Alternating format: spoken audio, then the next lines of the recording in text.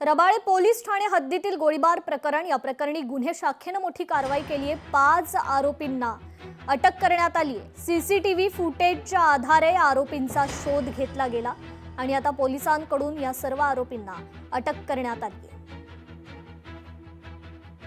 या गुन्ह्याच्या तपासामध्ये माननीय पोलीस आयुक्त नवी मुंबई यांच्या मार्गदर्शनाखाली यांच्या सूचनेप्रमाणे जवळपास 5 ते 6 पथक तयार करण्यात आलेले होते। याच्यामध्ये क्राइम ब्रांचचे पथक आणि पोलीस स्टेशनचे संयुक्त पथक तयार करण्यात आले होते आणि त्यांनी या गुन्ह्याचा तपास करून यामध्ये 5 आरोपी अरेस्ट केलेले आहेत।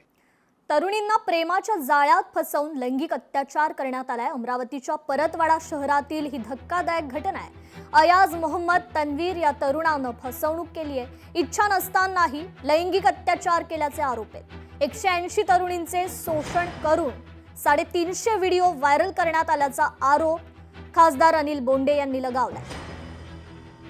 अतिशय धक्कादायक बातमी आहे आणि मोहम्मद तन्वीर नावाचा एक युवक त्यांनी अनेक मुलीसोबत अश्लील व्हिडिओ व्हायरल केलेले आणि ते सर्वदूर पसरलेले आहे आणि म्हणून मी SP कडे सुद्धा जातो आहे, पोलीस अधीक्षक ग्रामीण अमरावतीकडे। त्यांनी व्हिडिओ व्हायरल करून त्या मुलींचं जीवनसुद्धा नकोसं करून टाकलं आहे आणि म्हणून कोणाची तक्रार येऊ न येऊ पोलिसांनी ताबडतोब कारवाई केली पाहिजे।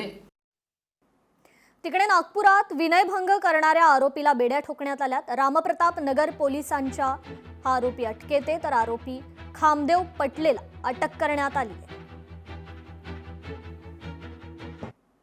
बीड जिल्हा रुग्णालयात मात्र भयंकर परिस्थिती पाहायला मिळते। प्रसूतीवेळी महिलेचा मृत्यू झालाय, त्यामुळे गावकऱ्यांनी शोले स्टाईल आंदोलन केलंय। बीड जिल्हा रुग्णालयात प्रसूतीसाठी आलेल्या महिलेचा डॉक्टरच्या हलगर्जीपणामुळे मृत्यू झालाय। या घटनेला 1 वर्ष उलटून गेलं, मात्र अद्यापही त्या डॉक्टरवर, नर्सवर पोलीस ठाण्यात गुन्हा दाखल करण्यात येत नाहीये। त्यांच्यावर गुन्हा दाखल करून कठोर कारवाई करण्यात यावी अशी मागणी करण्यात आली आहे।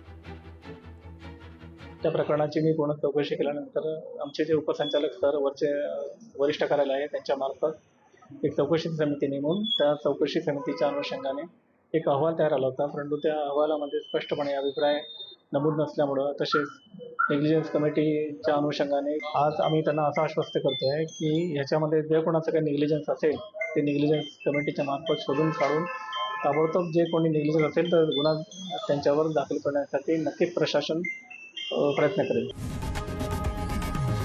लोकशाही मराठी ऐका, पहा, जागरूक रहा।